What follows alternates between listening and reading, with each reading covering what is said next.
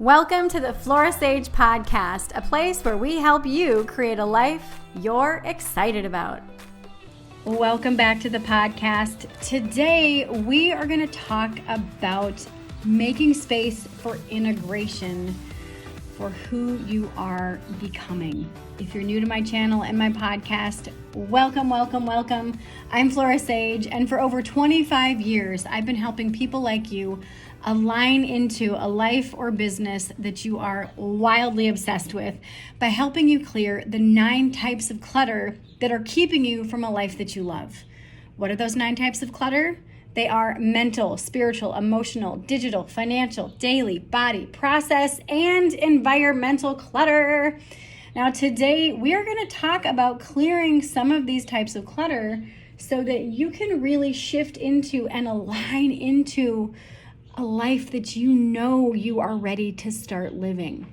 So over the past couple of podcast episodes, we've been looking at, what version of yourself are you living? Are you, setting 2 alarms, one for the person who you want to be and one for the person who you are right now? And we talked about shifting into a different mindset of who I am becoming and who I am in the meantime. And then the week after that, we talked about what you're feeding your mind by what you're consuming on social media, what you're consuming as far as in your friend group, the dialogue, the narrative that's within your friend group.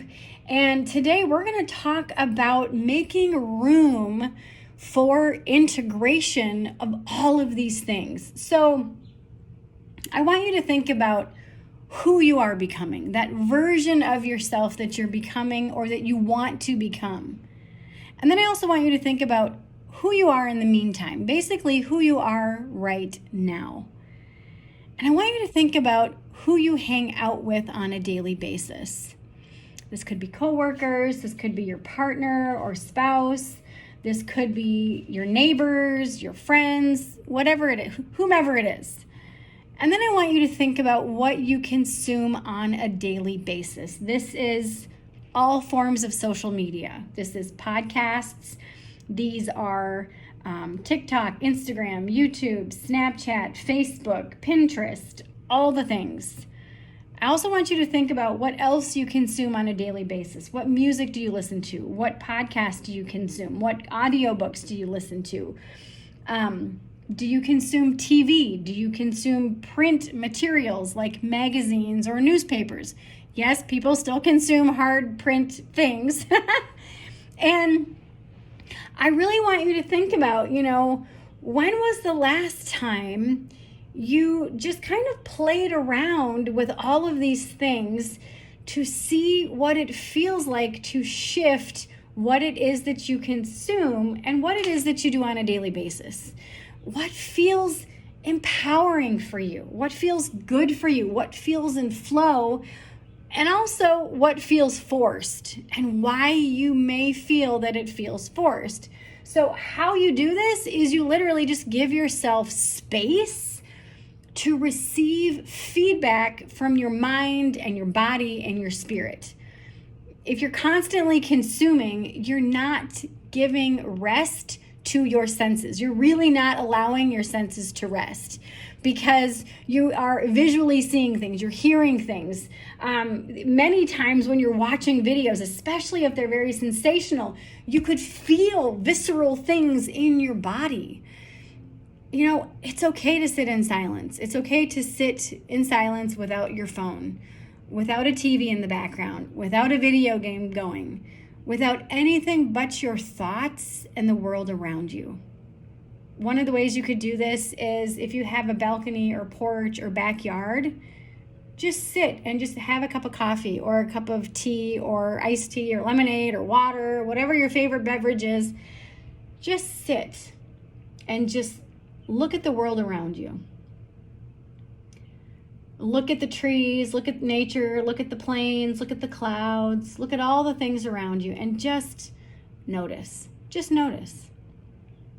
You could also go to a park and go for a walk and allow yourself to just be on the walk.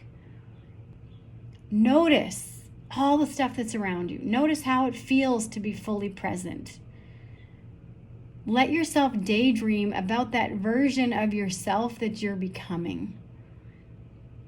I remember when I was doing my 14-day sadhana, I have a whole podcast episode about it. I'll put the link for that in the show notes, where I talk about my anticipation before I did it, and then the results afterwards. It was fascinating. But in any case, in my 14-day sadhana, I did a 5-day vow of silence. And so, okay, my 14-day sadhana was literally unplugging from life. It was a retreat that I did in my home with my spiritual mentor, and I had no electronic usage, as far as no TV, no cell phone, no radio, no computer, no laptop, no iPad, no nothing. And I notified all my people. I notified my kids. So if there was an emergency, they were to contact my boyfriend and partner. And that was it. So completely cut off from the digital world. And I started this 14-day sadhana with a 5-day vow of silence. And during that 5-day vow of silence, I did at least 3 hours of meditation, and I did walks every couple of hours outside. And what was very cool is, with no talking allowed, not even to my dog, and I talk to my dog a lot, I began to notice things that I hadn't noticed in years. I noticed the sound of my shoe hitting the floor, or like the pavement or the concrete, the crunch of leaves under my shoe, the sound of the birds and the different types of birds, the sound of the wind through the leaves of the trees. I noticed very nuanced sounds. And I began noticing a shift within my physical body. And I began noticing what felt really peaceful and what felt very chaotic. And I leaned into that chaos, and I got curious, and I'm like, okay, why does this feel chaotic? What part of it doesn't feel good? What part doesn't feel in flow? But then I also recognized what did feel really good and what felt in flow. Now, there's a movement going on, I think it's called silent walking, where people go for walks without their phones. I'm like, oh my gosh, Gen X has been doing this forever.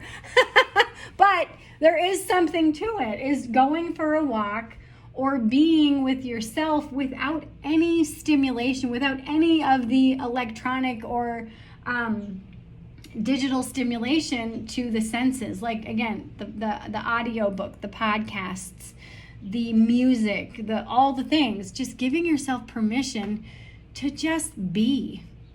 And what you're doing is you really are giving space. You're making space for these things to bubble up. So what are these things that bubble up? Your truths. These are your truths, what you know to be true.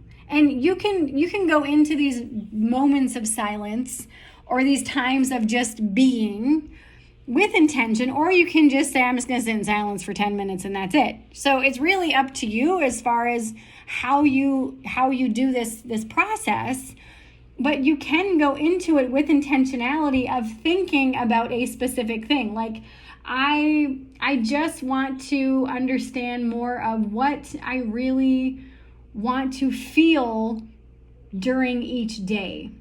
And so you sit for 10 minutes with the intention of gaining clarity on that. So one of the things that I heard years ago was that praying is when we talk to our peeps, our high self. Meditating is when we listen and receive and become open to receive the answers. So this could be a form of meditation for you. Not that you're sitting on a pillow, oming it out, but just being in the space of receptivity, being in that space to just notice what comes up. Okay? One of the things that I like to share is the story of the caterpillar, the chrysalis, and the butterfly. The caterpillar is us day to day. It's the student version of ourselves. It's the I'm learning, I'm consuming, because that's what a caterpillar does. It just crawls around and eats and eats and eats and eats and eats.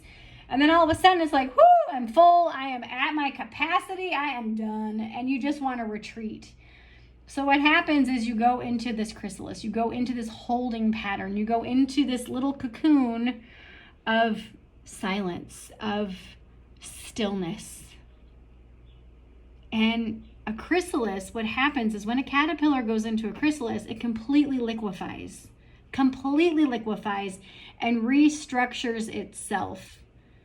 And then when it's time, when it's like, yeah, okay, I think I've integrated enough of the knowledge that I've learned, this is metaphorically speaking, the caterpillar, again, you're consuming all the things. You're consuming the knowledge, the social media, the podcast, the books, the news, the conversations with your people. That's the caterpillar energy. You're consuming. The chrysalis is when you sit in that silence, in that space, to just see what bubbles up, to see what emerges, to see what is impacting you enough to change and shift you at the core, or even just to shift you just a little bit.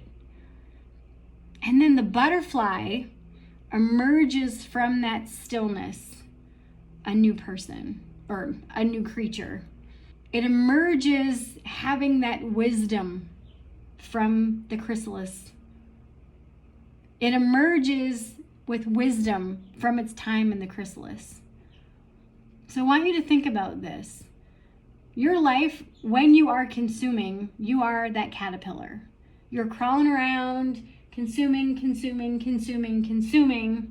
Give yourself permission to just rest from consumption. Have no social media days, like you can, a couple days a week or once a week, go without consuming any social media. And allow yourself to really integrate what you've been consuming. And then when you come back from your social media fast, or from those 10 minutes of stillness, or the hour without anything, what has shifted? What have you reflected on? What has bubbled up and emerged?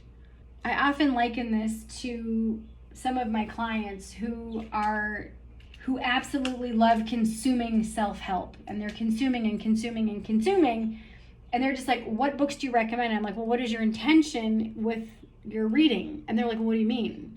And they're just like, oh, I just want to read a self-help book just to read a self-help book. I'm like, well, if you have no intention but just to read a self-help book, then it doesn't matter what I recommend, because you're literally just going to read it. But do you really want to integrate it? What do you feel like you're lacking in your life that you want to learn more about? What skills do you want to learn? What do you want more value in your life? Do you want more peace? Do you want to learn how to meditate? Do you want to learn about finances? Do you want to learn how to communicate better? That's one of the things that comes from these integration periods, is you start to really recognize what feels good, what feels chaotic, what feels in flow, and what doesn't. And then once you have these aha moments, once you recognize what feels really good, then you can start to shift your consumption. You can start to shift your social media habits. You can start to shift maybe what you're consuming food-wise. Maybe shift who you hang out with. Maybe you shift your bedtime. Maybe you shift your daily routine. But that's what comes when you give yourself silence, when you give yourself space to receive that feedback from your mind, your body, and your spirit. You allow yourself time to reflect. You allow yourself time to look at and review what has made an impact on my life over the past week, over the past day, over the past month. What conversations have I had that really left a mark on me, and why? And again, this goes back to who you are now and who you are becoming, and allowing yourself to really look at your evolution as a human, as a person, as a spiritual being having this human experience. You are in charge of what you consume. You are in charge of your experience and your reality, And a large part of that is what you consume. And a very large part of that also is how you integrate what you consume. And those people who consume, and never stop typically end up having emotional breakdowns. They end up getting depressed, feeling overwhelmed, feeling like, oh my God, I need to get off this train ride. I can't do this. This is too much.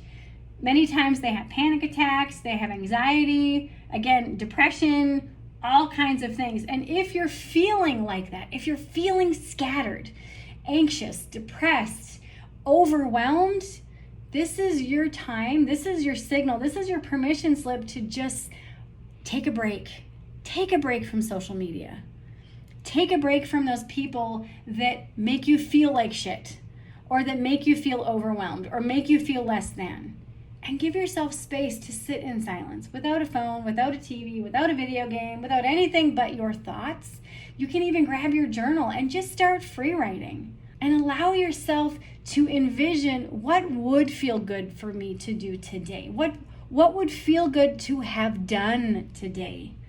And allow all the knowledge that you have. You have a large knowledge base. I mean, think about how old you are, okay? And think about all the books you've consumed, all the podcasts you've listened to, all the conversations you've had, all the videos you've watched, everything that you've ever listened to in your entire life. That is your knowledge base. You can take that knowledge base and marry it with possibility and opportunity and your intuition and these spaces of integration, and you can come up with some amazing things for your future.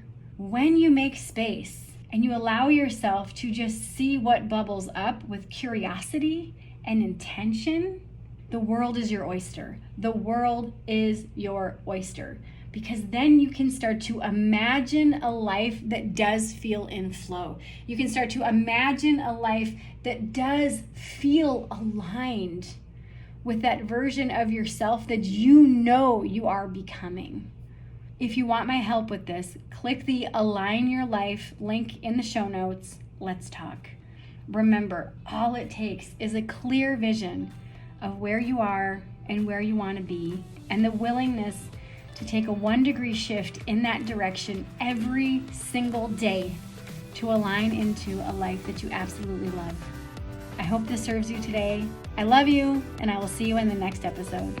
Thank you for listening to today's podcast episode. All links mentioned are in today's show notes.